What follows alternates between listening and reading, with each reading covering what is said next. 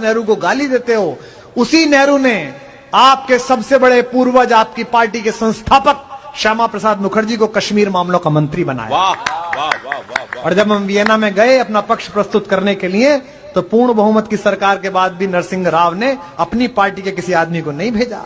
सबसे अच्छे वक्ता कवि कुल वंश के मौली मणि पंडित अटल बिहारी वाजपेयी से कहा कि आप जाकर बोलकर इतना तो सीख।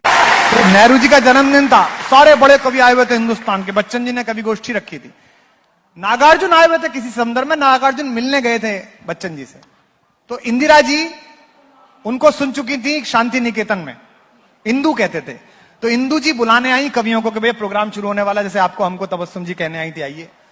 तो देखा बाबा नागार्जुन बैठे हैं, तो इंदू जी ने कहा कि बाबा आप भी चलिए, पापा की बर्थडे है, आप कविता।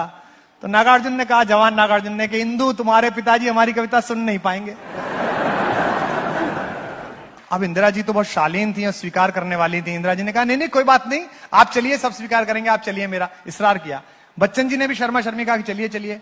तो नागार्जुन गए और ताकत देखिए, हिंदुस्तान का इतना बड़ा मसीहा। आज के लोगों की तो क्या ताकत होगी, नेहरू के बारे में कुछ भी फैला लो आप यार, कुछ भी आप व्हाट्सएप यूनिवर्सिटी पे अपना सिलेबस भेजते रहो, कोई फर्क थोड़ी पड़ता है उससे।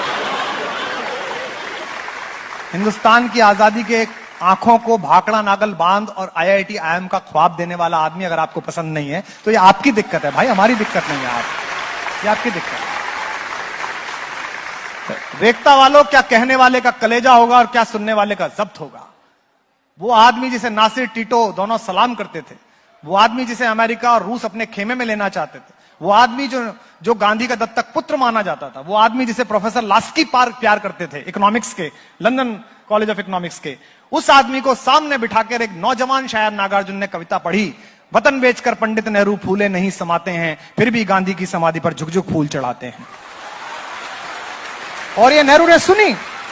ज्यादा बड़ी ताकत यह है कि नेहरू ने सुनी, और उसके बाद नेहरू ने यह नहीं कहा कि इनको ईडी का सामान भेज दो, इनके घर CBI भेज दो, इनके घर पुलिस भेज दो, ये नहीं कहा नेहरू ने।